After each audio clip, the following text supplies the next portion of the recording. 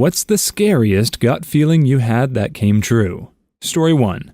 This is going to sound lame, but going up the escalator one evening after my soccer practice, I was thinking, what if I get up there and I see some woman getting harassed by some guy? What would I do? Would I help? You know, typical kid stuff, thinking about whether or not you would do the heroic thing. I then started thinking, what if this actually happens and I thought about it before? Nobody will believe me. Then I thought, what if it does happen and I actually thought about thinking about it, etc., etc., all that nonsense. I was about 13 to 14 years old, and it was late, really dark outside, and almost nobody was out. When I arrived at the top of the escalator and out of the subway, I saw a woman walk past.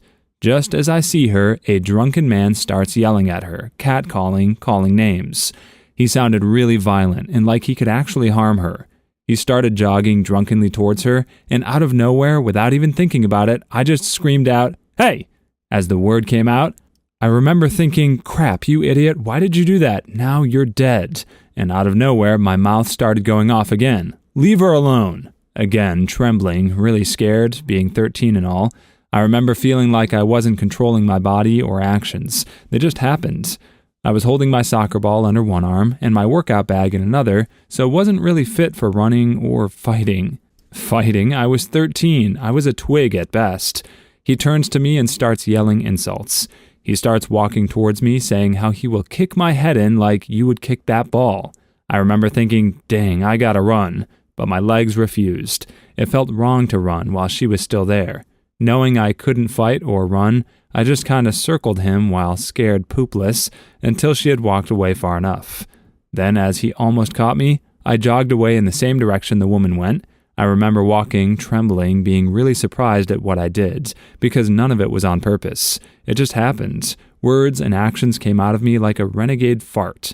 Eventually, when we got far enough, the woman turned around and thanked me. I remember feeling like a major boss and proud of myself. I told my parents, and they didn't believe me. Told my best friend, and he didn't believe me either. So I stopped telling anyone. Story 2. I woke up to 4,219,804 calls from my family, literally everyone but my brother. I had a gut feeling something happened to him. Then my mom told me he had been in a car accident, and they were still waiting for information about it. I had a gut feeling he was not alive. I had never been so sure of something in my life. I'm pretty sure I went through the 5 stages of grief backwards. I started off with acceptance immediately. I pretty much accepted that he wasn't here, and before my sister called me with the confirmation, I just knew it. My gut feeling was just that powerful, I guess. A friend asked me, "Do you remember that guy by the name Thomas P.?" I immediately knew he was no longer alive. It wasn't usual. We were 18. It was the first ever of my friends who passed away. Hit by a bus. Like you, I went from acceptance to being scared like poop. Like I said, it was the first person from my generation that passed away. Made me realize that death is not only about my grandparents' generation. Story 3. My brother had Rolandic epilepsy, and while all the doctors said it would be fine and he would grow out of it, I found myself lying awake every night, unable to sleep, just focusing on the sound of his breathing and listening for a seizure. Then one night he had a seizure, and somehow I did not hear him. He ended his life in his sleep, and it haunts me to know that I was likely laying there awake in bed, unable to sleep, and in the other room. His condition always scared me, yet somehow I always thought it would be my dad that would pass away. He's a probation officer, and I always feared that his life would be ended at his job, and I would lie awake at night crying over imagined scenarios of that happening. I may not have predicted the exact course of events, but pretty much all of my childhood fears came true. Ever since then, I've been unable to dismiss feelings of dread sometimes, because, well, what if something else comes true? Story 4. I was talking to my mom when she was coming back from an event, and this wave of worry came over me. I said, "Mom, be safe, all right? I'm sorry for arguing with you. I love you." Not even 30 minutes later, my sister texts me that they were hit by another car. I started panicking and crying, and then she said, "But we're all right." I've never argued with my mom again. You don't know what you've got till it's gone. This is why I always tell my parents I love them after talking to them. Even if it's an argument and we're annoyed with each other, or my mom calling me to ask me about a simple task, I always tell them I love them, because those would be the last words I want to share with them in case anything happens. Story 5.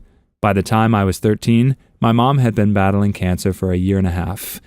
It was a few days after my birthday, and she was due for an IV port surgery the following morning. Just a simple day surgery, right? She came to my room to say goodnight, and I freaked out. For some reason, I knew this surgery would not go well.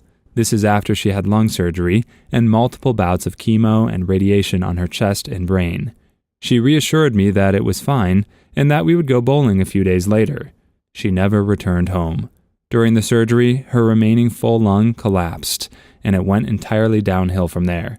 Just over a month later, she passed away. I have no idea what caused my fear of that being the end, but unfortunately, I was right. Story 6. When I was in my late teens, I was hanging out with a friend in my room. Suddenly, I started feeling panicky with something telling me to leave the house. I decided to listen to my gut and told my friend we had to go to the store right now. Went outside to find my dad passed out in his truck, looking really sick and pale. Me and my friend pulled him out of the truck, and he called 911, while I performed CPR on my dad and saved his life. Later found out he had overdosed and choked. Who knows what would have happened if I didn't have the overwhelming urge to walk to the store for no reason. Story 7. I worked at a hospital and frequently picked up extra shifts. I worked overnight and had asked the supervisor to go ahead and put me down to work the next night. Well, as the night went on, I just felt awful, like completely doomed. I had never wanted so badly to be home. I lived an hour away from my job. So by the following morning, I called my supervisor and asked her to remove me from the schedule. So I went home feeling unexplainably scared. By the time I woke up, I was getting calls that an EF5 tornado had hit the town I worked in and the hospital I worked at. What if everyone thinks you did it? Story 8. Not really mine, but I think it counts. My mom was going to the dentist a few years ago, and she decided that she wanted to bring my brothers and I, but at the last second, she said that we should stay home because she felt something was wrong. Later that day, I got a phone call from her, and her voice was very weak, saying how I should not worry and that she would be fine. She was in a car accident, and the passenger side where I always sit caved in at least 3 feet, and if I was sitting there, I would have been toast. I love you, Mom. Story 9. I think a gut feeling led me to not being kidnapped. I was maybe 9 at the time. I was in a department store, wandering on my own, when all of a sudden, the most terrible, gut-wrenching feeling came over me. I don't know how, but I knew I had to get back to my mom. I ran to the aisle she was in. A man hurriedly followed me into the aisle. When he saw I was with my mother, he stood there for a few seconds and stared at me before walking away. I will never forget that feeling or his terrifying face. Jesus. Story 10. I used to work as a nurse in an old people's home. I had great contact with one of the little old ladies there. One night after having helped her get to bed, I said, "Good night, see you tomorrow," knowing I was coming in the next morning. "Oh no," she said merrily, "I don't think we'll see each other tomorrow." It felt kind of off, and I went home feeling strange about it. When I came into work the next morning, she had passed away peacefully in her sleep, no more than a few hours after I'd left her. Story 11. When I was 12, my dad was a semi-truck driver. One day after school, I had a horrible feeling about him going to work the next day. I had begged him in tears to stay home from work, but he just told me that he'd be home in time for dinner the next day. He passed away in an accident with another semi early the next morning.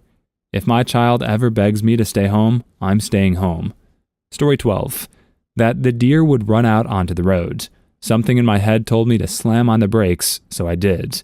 I ended up taking fur off its butt, barely clipping it. That's your subconscious doing its job. You probably saw the deer or evidence of the deer, and even before you realized you saw it, your brain was already looking out for you. Good guy brain. Story 13. Couple of posts today are bringing me back to a sad place. I was going to bed and thought to myself that I should turn up my phone volume in case someone called me in the night with something serious. I had no reason at all for that kind of thinking.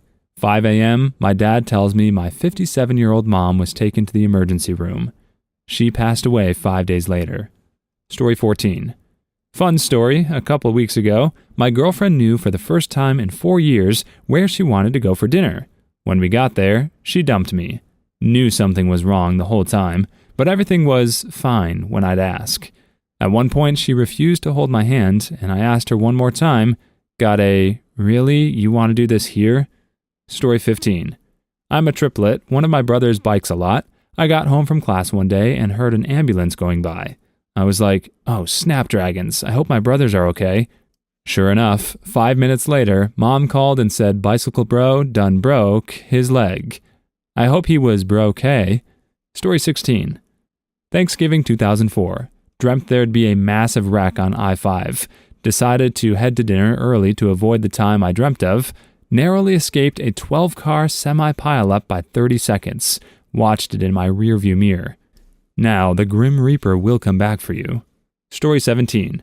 Had a dream that my ex left me for a specific guy, even talked to her about it. They're married now. You planted the seeds. Story 18. Had a gut feeling my house was on fire. Checked? It was. Maybe that gut feeling was your sense of smell. Please leave your stories in the comments. I'd love to make a video of them in the future. Also, don't forget to like and subscribe.